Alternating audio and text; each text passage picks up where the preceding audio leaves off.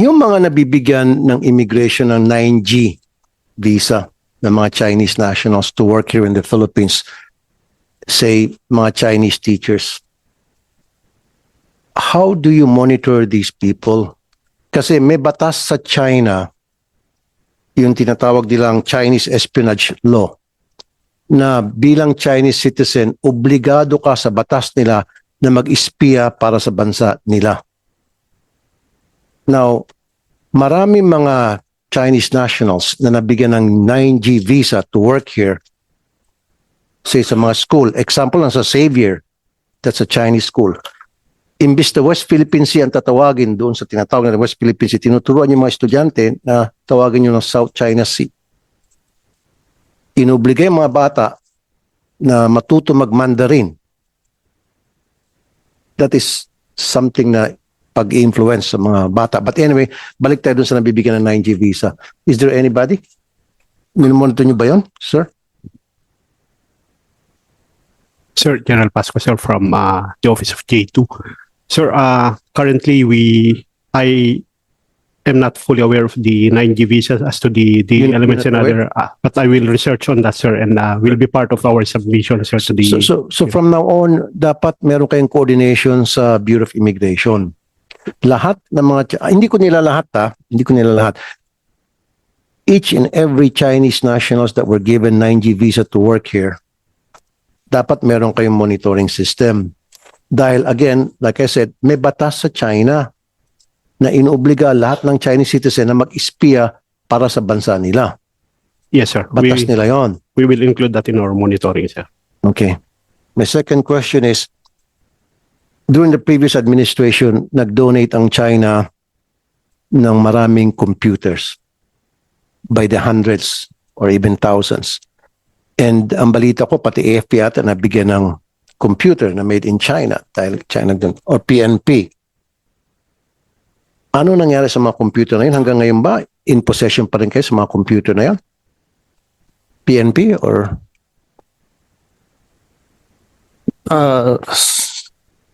Good morning, Mr. Chair, and to the honorable senators.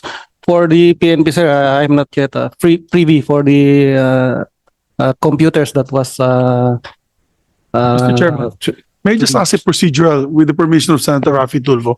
It's Yeah, sort of like a point of order. Good. Kasi I noticed, Mr. Chairman, on many of our hearings, hindi nag-attend yung heads of the departments. So many of these people cannot speak for their bosses. Exactly. Yes, these are all representatives, Mr. Chairman. Maybe you should have another hearing and send the heads of the department a show cause order where they should not be subpoenaed. Because how much do they want this bill, Mr. Chairman? Kasi puro alipores lang eh. Sana lahat yung mga those invited, they should have we should have invited, where's the COMSEC? Should have invited the heads of the government because this is a very critical issue. Come on, with due respect to all of them, I know these guys are capable people, but this is a very important bill. We're talking about anti-intelligence gathering of different nationalities here in the Philippines. I think this is a very important measure. It needs the heads of agencies here to brief us. With due respect to everyone here. May continue. Yung DND na bigyan din eh ng mga computers eh. Again, di mo alam ano. So lahat na tatanong ko, hindi nyo alam. So ba't pa tayo nag-uusap dito? Ba't pa kayo nandito kung hindi nyo masagot lahat ng mga tanong namin? And these are important questions that needs to be answered. But you always say, kanina pa, na hindi ko alam. Eh, wag na lang sana kayo pumunta rito. Again, importante sa akin to eh. Alam ko yung DND at PNP na bigyan ng mga computer donated by China. Several hundreds. Now, gusto ko lang malaman anong status ng mga computer na yon. Kasi ang alam naman siguro natin, hindi naman ako techie, hindi naman ako IT, pero yung isang computer system, pwedeng lagyan ng virus yan na later on, remote control, yung virus na yon, pwedeng pagaganahin at any given time kung sino ang nagplanta ng virus na yon sa computer na yon. So what happens kung yun ay yung isa sa mga computer na may virus na ibigay sa DND. Well, may binigay sa DND pero nagkataon na ilan doon ay hawak-hawak ng DND and it so happen yung mga computer na hawak pa ng mga chief of staff ninyo. Hawak ng mga lieutenant general ninyo. You don't know? Are you not aware of these computers that were donated by China? Mr. Chair, Your Honor, I have no personal knowledge as to, I think it falls within the privy. Siguro po yung administrative service po namin yung makakasagot. No. The DND also accepted Mr. donation Chairman, from them. when I was Senate President, we had a briefing with the intelligence communities on this. It was admitted by then SILG, at that time, not Remulla, I think it was Abalos, that there were, and the PNP chief at that time, that there was several hundreds, tama po si Senator Raffy, na donate sa PNP and the DILG. Kaya sinabi nga namin kay Presidente, dapat iparicol yung palitan. So he directed at that time the ICT Secretary, Ivan Uy, to do so. So I do not know the status now, Mr. Chairman. Thank you to Senator Tulfo for bringing this up. Not only the PNP or DILG, also sa DND nakapag-donate by the hundreds. Yung nga sabi ko, kung yung computer na galing sa China na may virus yon controlled by China, napunta sa mga general ninyo na may sensitibong posisyon, yari tayo. Mr. Chair, Your Honor, we will include po, we'll check on it po. Then we will include po a status update in our submission po. Can you give us a report within a week to all agencies concerned, DND, the PNP, and who else? NBI? Nakatanggap din kaya ng... Mr. Chair, as far as I know, wala kami. Although most, if not all, of our computers are made in China, but these are not donated Yeah, by okay. China. Thank Made in you. China, yung Dell and HP, Your Honors. Thank you, Director Lavin. Yeah, isa pa yon, made in China. So, paano malaman na yung made in China ng mga computer na binili ninyo at alam ng China na kayo ang bumili sa NBI na yun po ay malagyan ng virus na later on nagamit nila para mag-espiya sa NBI? To respond, Mr. Chair, we rely on the manufacturer, yung Dell and HP. But you said meron kayong mga computers made in China. Mostly, Your Honors, kasi most of our consumer products now or goods are made in China. Oh, but there are computers that are made in Europe, made in US, or any other countries for that matter. But made in China, hindi ko sinasabi lahat ng mga produkto galing sa China ay masasama o yan ay magagamit for espionage. But what I'm saying is we have to be very careful. Dapat meron kayong ginagawang screening or vetting to ensure na yung mga computer na ginagamit ninyo dyan sa NBI na made in China ay talagang nasara ninyo, nasiguro ninyo na walang virus na itanim dyan para gamitin pag-espionage sa NBI. Thank you, Mr. Chair. We will double check on that. But our procurement process is through our bidding. Ang budget namin kinukuha yung binigay nyo sa amin sa GAA. Okay lang po sana kung sa mga ibang agency na gumamit sila made in China computers for all I care. Kahit na pati mga ilaw, pati air condition made in China, no problem with me. Pero para sa mga agencies tulad ng NBI, NICA, AFP, PNP, PCG, siguro iwasan muna natin gumamit ng mga computers. No, really, seriously, na made in China. Pero any other products, pwede naman siguro. Bumili kayo ng silya na made in China, bili kayo ng aircon made in China, TV made in China, okay lang. Baski TV nga, delikado eh. Pwede kasing lagyan ng monitoring din yung television ngayon. High-tech na. So, ibig sabihin nito, Mr. Chair, lahat ng mga computer system natin sa gobyerno, especially tulad sabi ko na merong intelligence agency concerned like NBI, we have to screen those computers to make sure na walang planted na virus sa computer na yon. Kasi halimbawa, katulad niyo, sabi niyo, Director Lavin, di ba, halos lahat ng computer niyo galing sa China at alam ng China yon, monitored nila yon, NBI, parokyano natin sa mga computer to. at pwedeng tanman nyo ng virus para ma-monitor yung mga activities niyo kung ano mga pinagsasabi niyo doon sa computer niyo, pag-communication niyo sa NBI, sa pool na agad kayo. So dapat na-screen niyo po yun. Do you do that kind of screening? Wala, sir.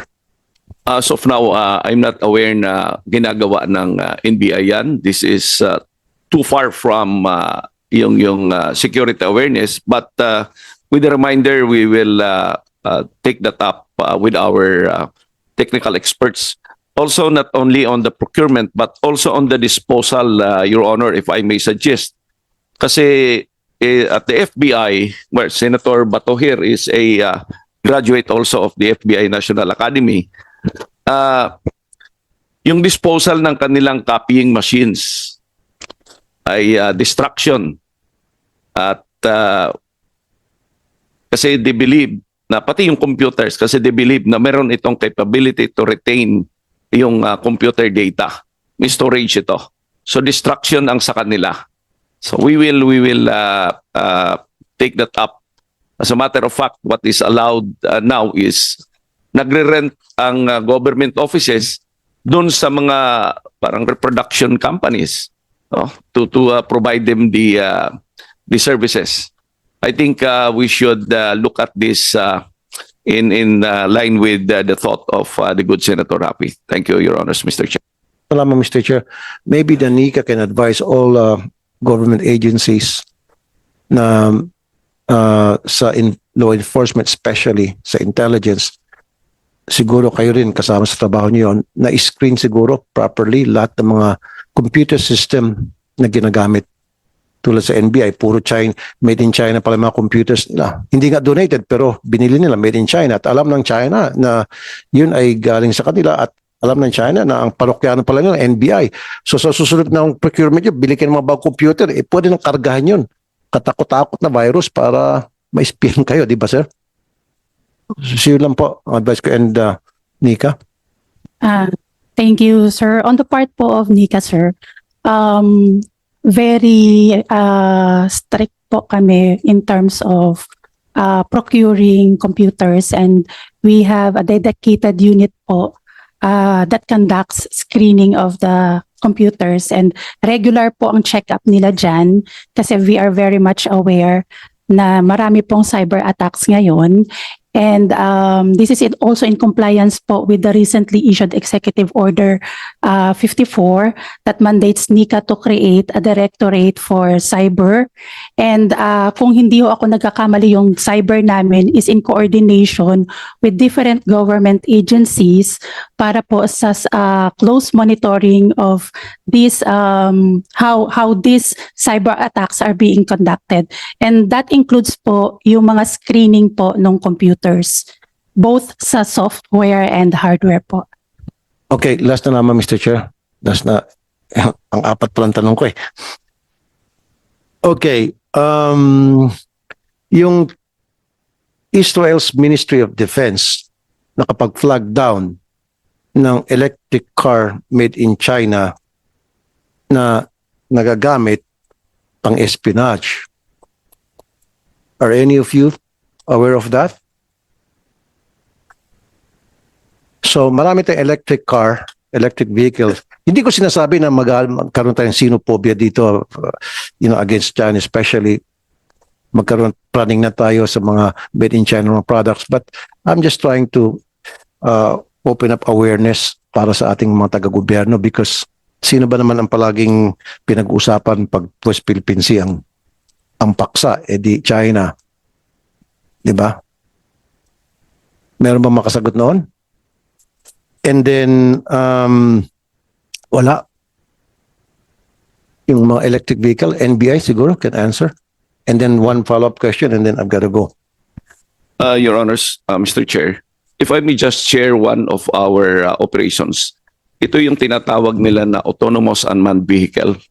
Ito yung unang sinasabi nila na nagmo-monitor lang sila ng traffic, yung road size, yung situation. But we believe na dito patungo yon, at they may be spying on our itong ating traffic environment. kung saan pwedeng gamitin ito. We believe na may kinalaman dito yon. But again, ang sa amin dito is yung sa espionage and in relation to cybercrime. Thank you, Mr. Chair. Okay, ito na lang, Mr. Chair. Ba't hindi tayo magbuo ng isang task force against foreign interference? Like National Task Force Against Foreign Interference, meron to sa ibang bansa eh. But wala ba tayong ganito, Nika? Na parang combined, nandyan yung NBI, PNP, nandyan yung AFP, and Nika, and with one goal, which is bantayan yung mga ginagawang interference ng mga foreign entities dito sa Pilipinas. Do we have that kind of task force? At present, sir, we do not have a task force dedicated to monitoring foreign interference. But during in the past Congress po, in the 19th Congress, there was a bill filed by the former Senator Tolentino, proposing for the creation of an interagency task force which would focus on foreign interference, Mr. Chair. Okay, so it needs legislation at yung bill Yes, na yon Mr. Chair. hindi nakapasa.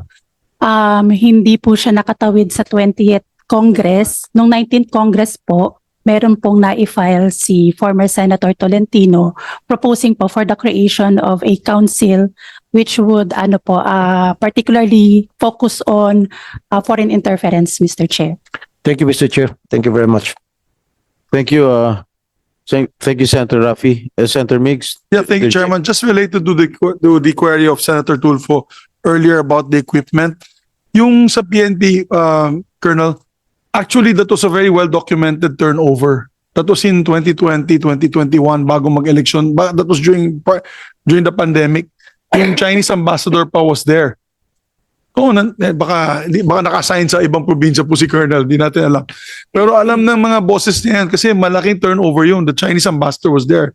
It was a photo op in their multipurpose building in the PNP.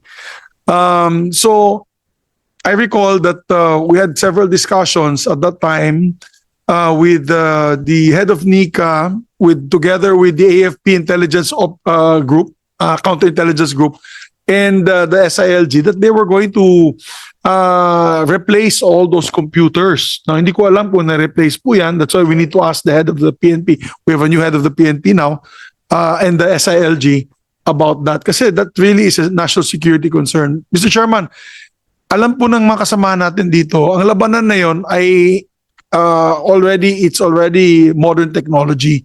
You don't even need boots on the ground for the counterintelligence or the intelligence operatives of China or whatever country for that matter. All they need is access to your computer. They can open the cameras in your phone, laptops nyo. They can tap into our CCTV equipment. So, yung ginagawa nga dati na binabantayan ng isang team ng supposedly intelligence forces of China dun sa Palawan, sa naval base ninyo, paglabas at pagpasok ng barko, they have actual real-time information. May tao sila dun. All they need to do now is just to put a CCTV looking very, I'd say, safe and not alarming at all kasi every building has a CCTV. Focus on the entry and exit of our ships on that naval base. Kaya napakalaga, Mr. Chairman. I'm just stressing this out as a not just I will not further push it as a point of order, but maybe in the next meeting, since this is the organizational meeting of the National Defense Committee, with due respect to